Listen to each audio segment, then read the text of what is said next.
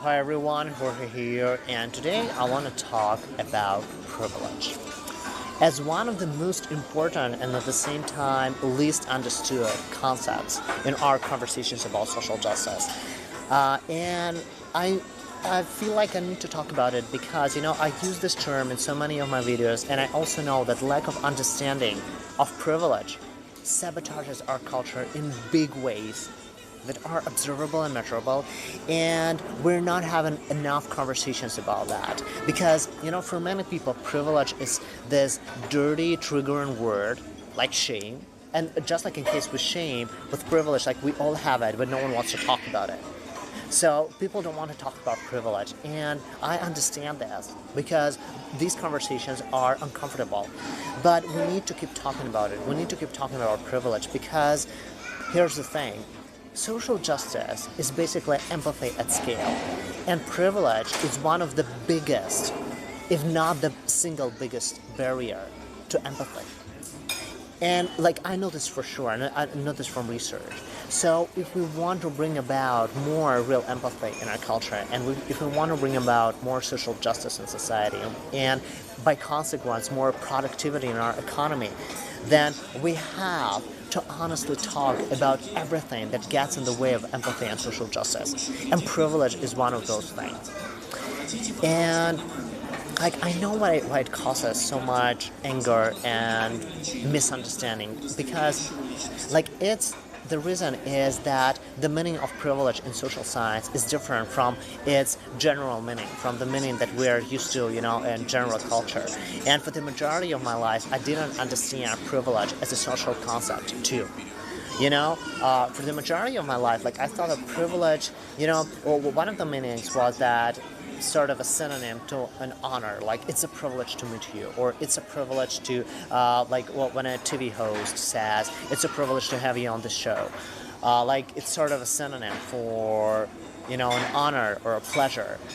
Another meaning that I had was that privilege was some kind of earned special status. Like if I'm a doctor but I don't have an MD, then I get, and I'm employed full time, then for example I get 30 days of paid leave every year.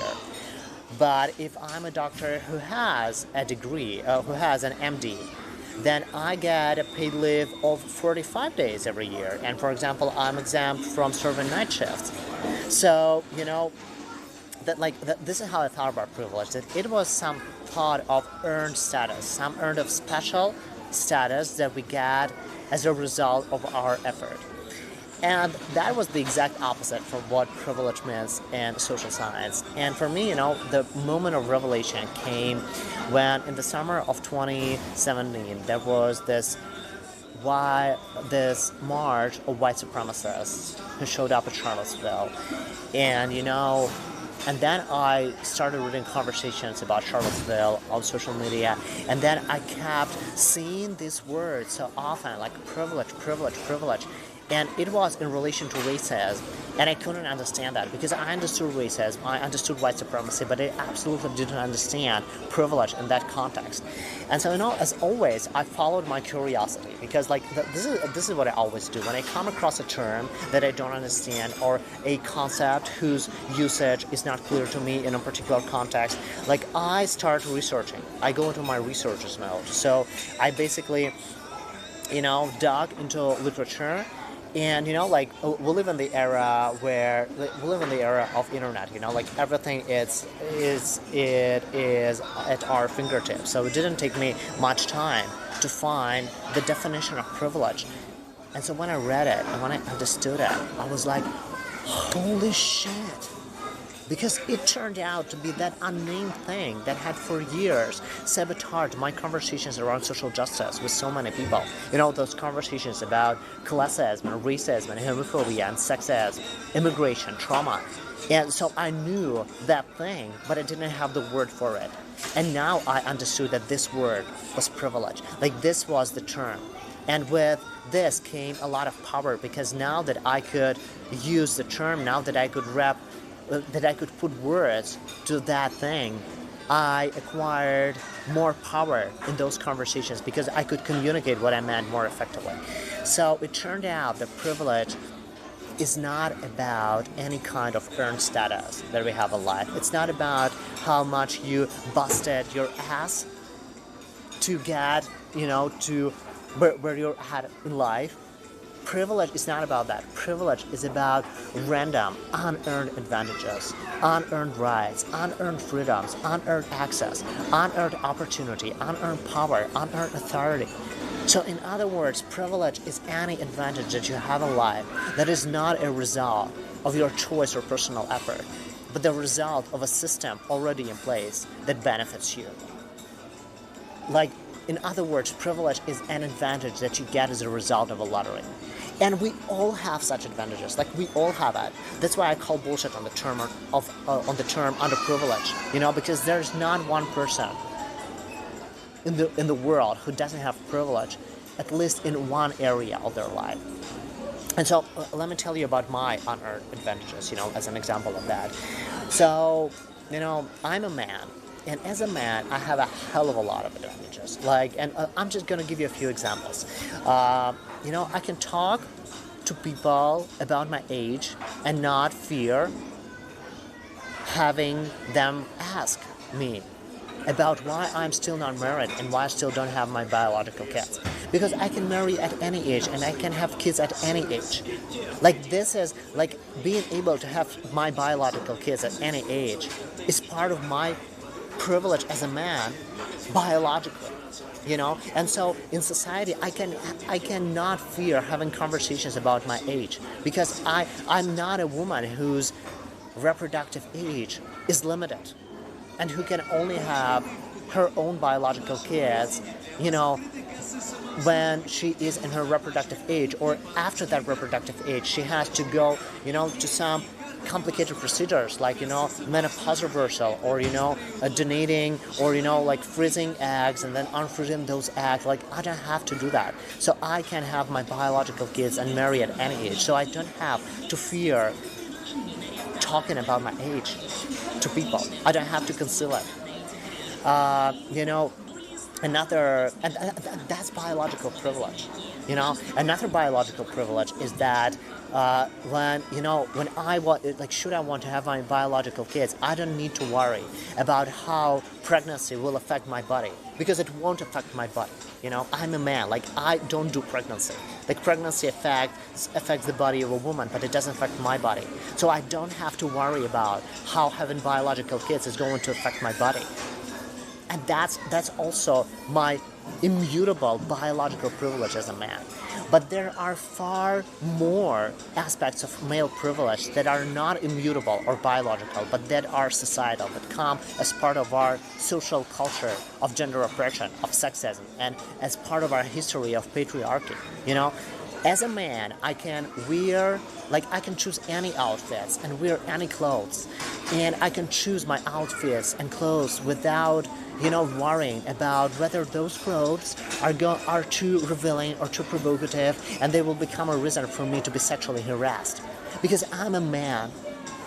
And unless I go to, a gay beach, I don't need to worry about being sexually harassed because of my outfits, because of my clothes, because of the way that those clothes, reveal the shape of my body. And women have to worry about that on a daily basis. And I don't have to. As a man, if I get into a traffic accident because of my really stupid driving, then I can be sure that my stupid driving will not be attributed to my gender.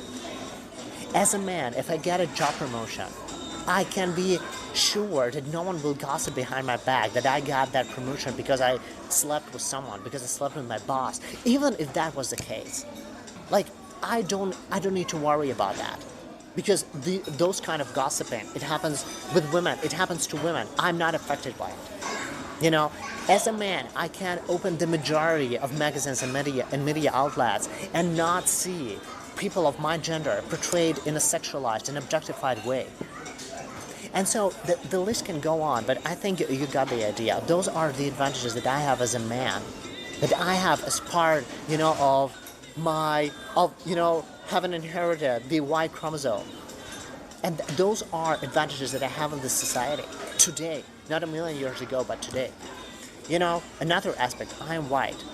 And being white in a world where where white supremacy is still a global reality, it also gives me a lot of advantages. And particularly, like I live in Russia, but if I come to America one day, for example, I come to Florida or Texas or California, I can take my international driving license and then I can pick up a car rental. And then I assure you that I can drive any area in Florida or Texas or California and I will not be pulled over because I'm white. Unlike people of color who live there for their entire lives, I as a foreigner will not be pulled over just because I'm white. And if I am pulled over, I can be sure that it's for a reason. And pretty much the same way, if I come to New York, I can walk any neighborhood and I will not be stopped or frisked. Unlike Latino or black people who live in New York for their entire lives. And if I am stopped or frisked, I can be sure that I wasn't singled out because of my color.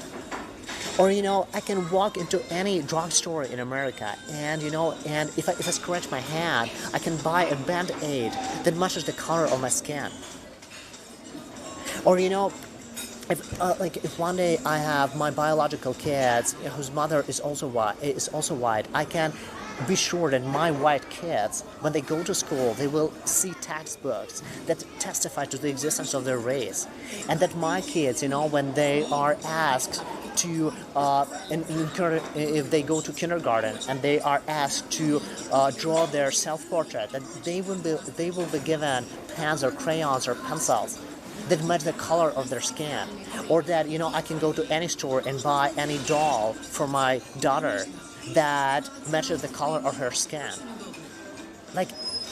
Or even today, when emojis, those emojis, they show up on my phone, I can be sure that some part of those emojis that show hands or fists or some gestures or some faces, that those emojis will have the color of skin that matches mine. I don't have to worry about the fact that I send emojis whose skin color doesn't match my skin color, because those emojis were created by white people. And this is what white supremacy is about. Those are my real advantages as a white person, But then we can go in other aspects, as a millennial, my privilege, my unearned advantage is that I grew up in the era of internet. In the era where internet was growing and it was already available. And even though, when I was a teenager, it was still in Russia, in my country, there was no broadband connection. Internet was only available through dial-up connections, those very slow connections where when you were paying per minute and you couldn't, be on internet as long as you wanted to, and the connections were very slow, and the pages were loading very slow, but I still already had access to information.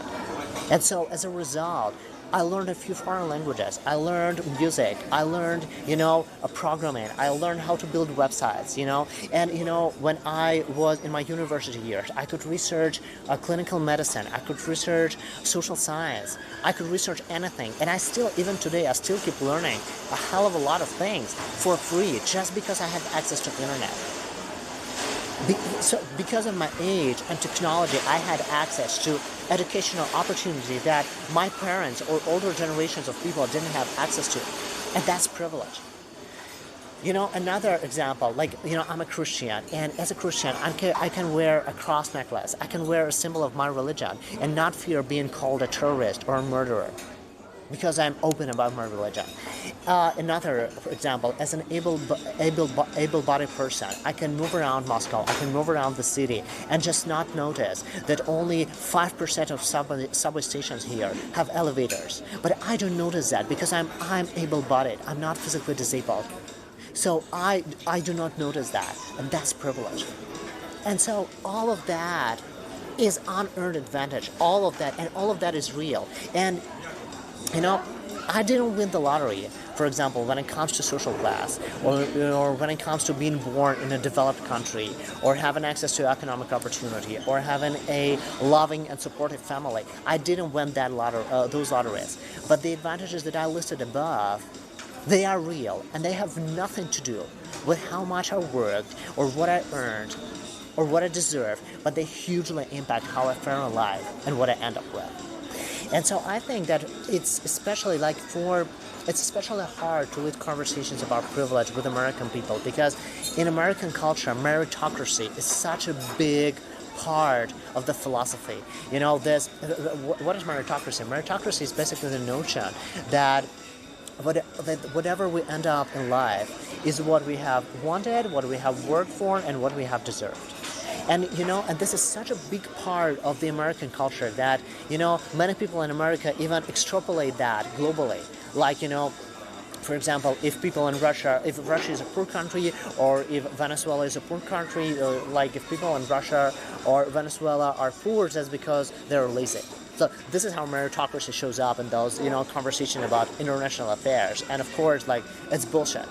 But meritocracy, it certainly doesn't reflect reality in the majority of the world. But it doesn't reflect reality even in America. Because people in America, as progressive and economically developed as this country is, people in America do not have equal access to opportunity. And, here's how you understand this. There was a video maybe a couple years ago that went viral on Facebook, a video about privilege that was, that basically visualized the metaphor of privilege as race. So, it's sort of like life is a race. And the thing is that everybody can run this race. Everybody can run it. But some people do have a head start in this race.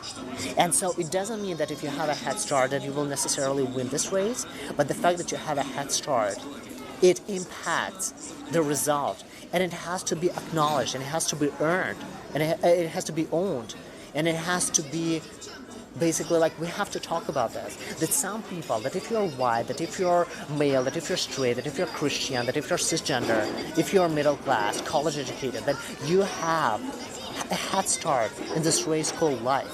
And that doesn't mean that you will necessarily win it, because people who come from disadvantaged backgrounds can also have success. But it takes them far more effort to win this race, because this race is not fair, even though everybody can run it. And here's why it's very important. Because if you don't acknowledge your privilege, if you also, by definition, don't acknowledge the pain of people who don't have the same rights, freedoms, access, and opportunity as you have for no fault of their own.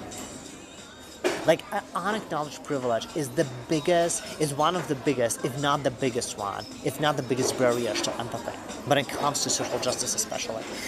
And so, acknowledging and owning our privilege isn't comfortable, and sometimes it's outright painful. And exploring, thinking about our privilege, exploring our unearned advantages, being curious about them, it feels very scary, because we know that we might discover that some part of our success in life that we believed was due to our effort, in fact, resulted from our random, unearned advantages that we were not aware of, from that head start that we had in this race. But still, exploring and owning our privilege is not nearly as scary and dangerous as continuing to live and walk through life and walk into relationships without awareness about our privilege. Because here's the thing, when we have owned our privilege, we get the ability to use it constructively. We get the ability to use our unearned advantages to contribute to dismantling the systems of inequality and oppression and bringing about more justice. But if we haven't owned our privilege, if we're trying to just disown it because we want to keep our comfort, then we become really dangerous. Because not owning our unearned advantages enables us to abuse them, to discriminate against those who didn't win those lotteries that we won, and as a result, we end up propping up existing systems of inequality and oppression. We reinforce those systems, and it doesn't take much work because those systems are already built and they are already functioning. But what we've got to understand that there's no neutrality here.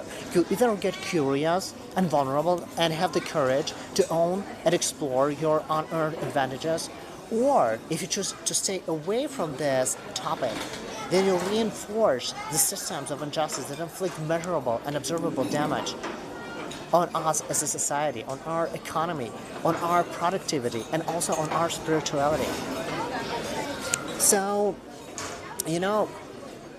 like privilege is a big topic, and for me it took almost 2 years to study it carefully, and I have also a lot of other information to share about it, and particularly I want to share about 4 functions of privilege, like those 4 ways in which privilege shows up in our lives, and but I'm gonna move this to a separate video. So I'm gonna make a separate video about 4 functions of privilege, and in that video I will also talk about a very important aspect of privilege shame versus privilege guilt, because privilege shame is a plague in our culture, and it is such a big, huge threat to meaningful and constructive conversations about social justice.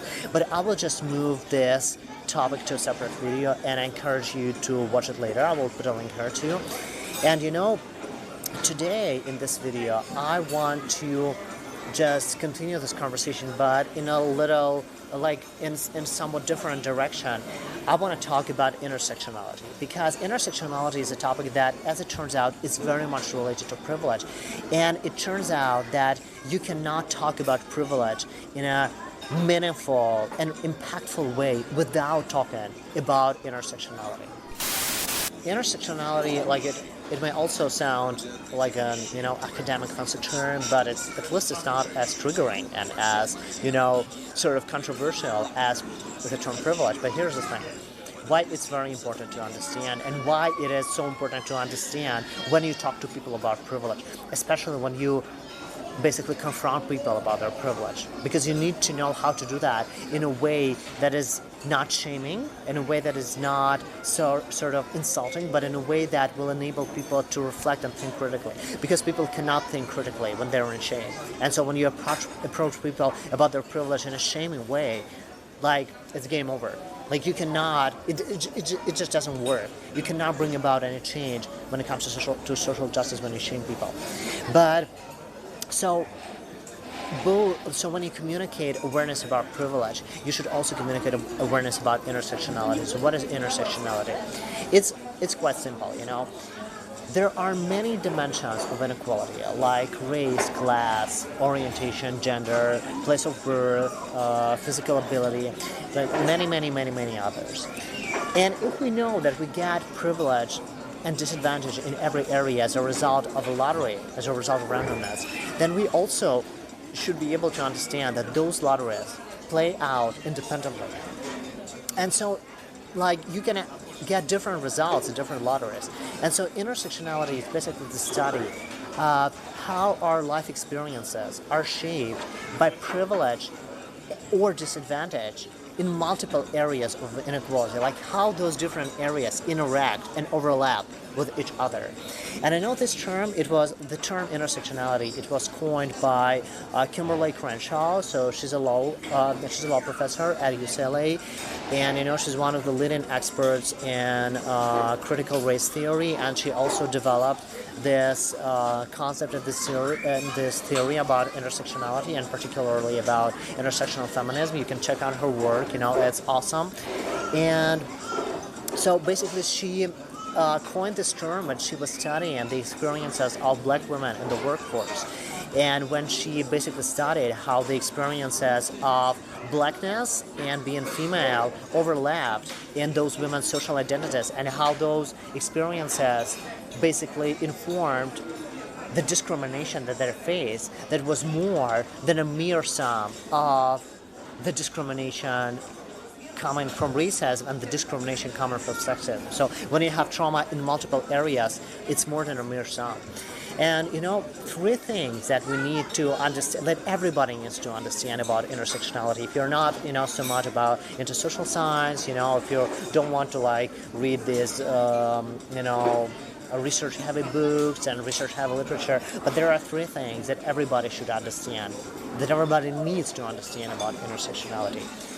So first is this: if you have disadvantage in several areas, in more than one area, for example, if you have disadvantage when it comes to both race and sexual orientation, or you have disadvantage when it comes both to class and gender, then the discrimination that you face is more than a mere sum of discrimination in every single aspect. So, like in this example with Kimberly Crenshaw studies, those experiences of black women were more than just a discrimination for being black and being female, but it was more than a sum of that. Like, it was a unique experience because it turns out that disadvantage in one area of life, it potentiates your exposure to trauma in other area of life where you also have disadvantage. So it's like those disadvantages are sort of exacerbating each other. They are potentiating each other. And so you cannot think about people's experiences as a mere sum of those advantages. It's more than a mere sum of trauma and discrimination in every separate dimension. The second thing you need to understand about intersectionality is this. If you have disadvantage in one area and you have privilege in another area, then your disadvantage may hugely limit the extent to which you can benefit from your privilege in the area where you have it. So, one example of that, if you, like for example in the United States, if you go to some region, to some area in the United States, in the middle of the country, and it can be some region, some area that is not much populated and predominantly white.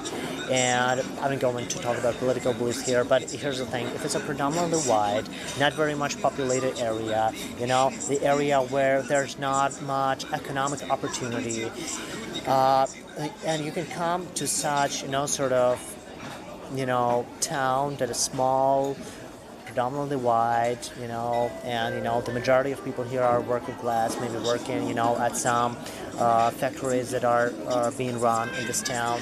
And so you come to these white folks, and when you talk to them about white supremacy and white privilege, like, how do they respond? They say, with white privilege? Are you bullshitting us? Like, look at Beyonce, look at Oprah, look at Kanye West. Like, those black Jews, they have more money than our entire town has made in its lifetime.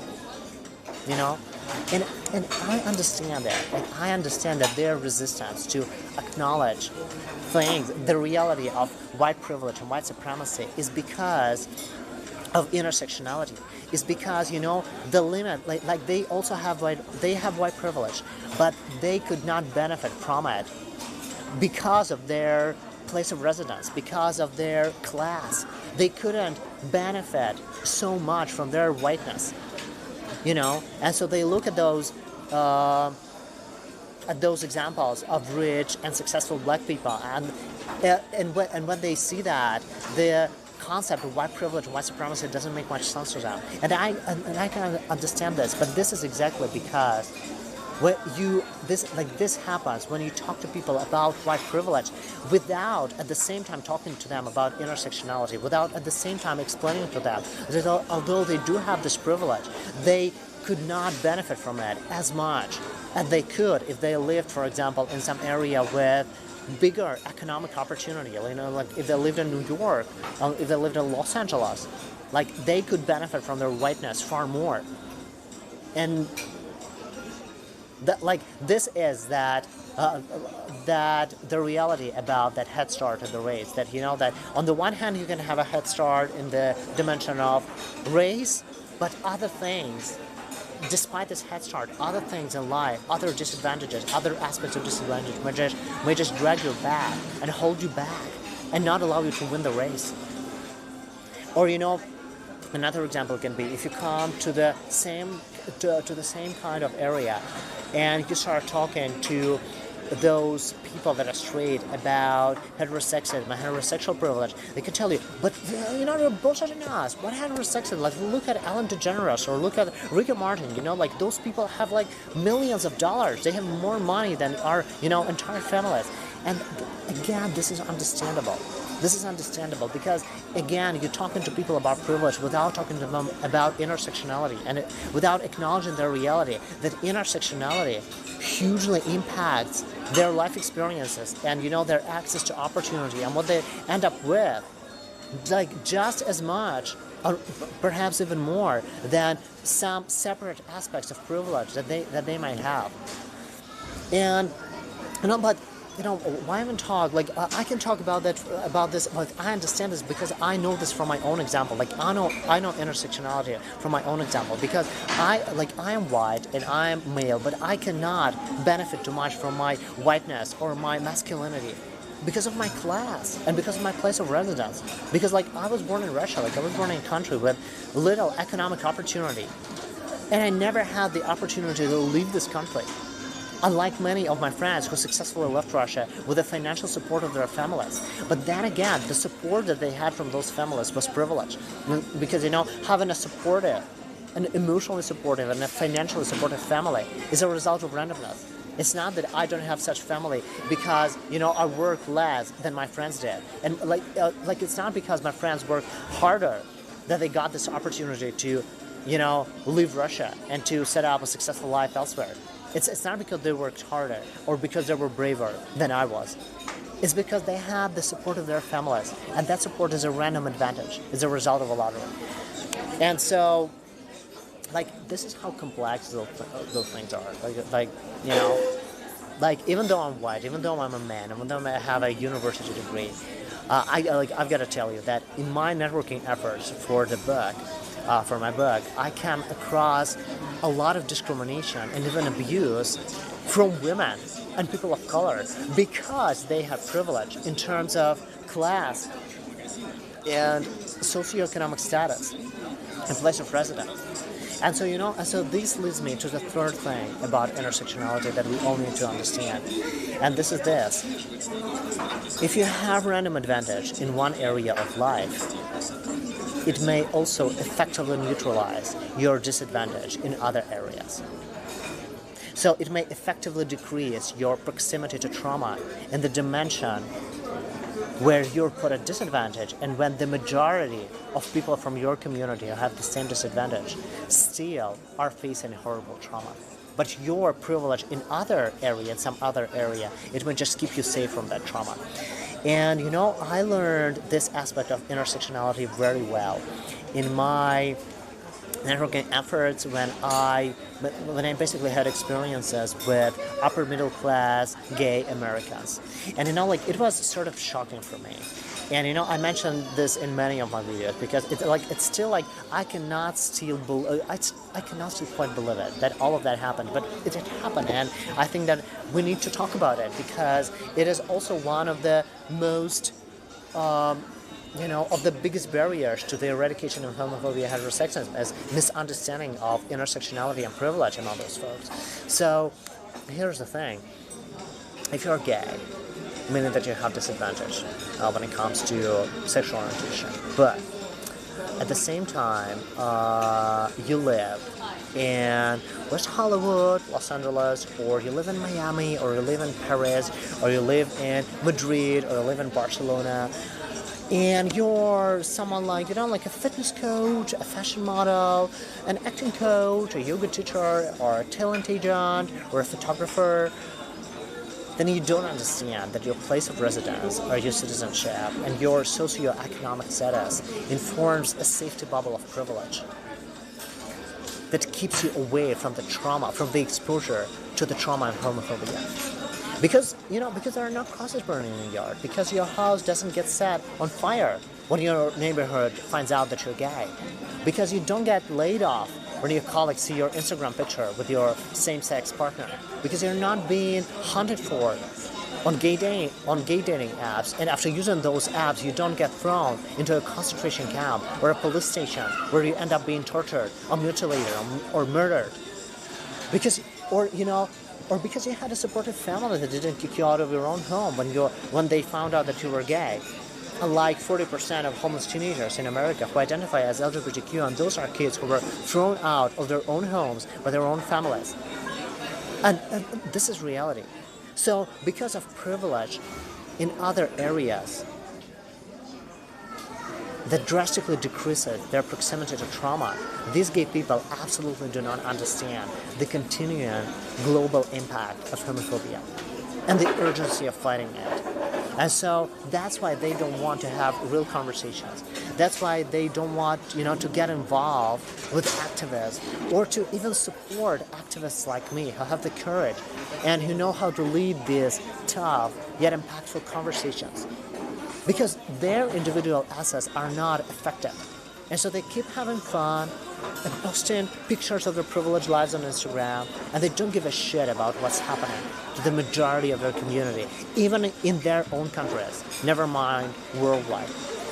And even though their privileged lives are absolutely not representative of the lives of LGBT community as a whole, they have most visibility on social media. Like, this is a heartbreaking thing, because these pictures, these accounts create this misleading picture, this misleading image, this misleading picture, this very dangerous story that gay people today are no longer being oppressed, that they are no longer being discriminated against, that they are no longer being harassed and laid off and targeted with violence, that homophobia is sort of over.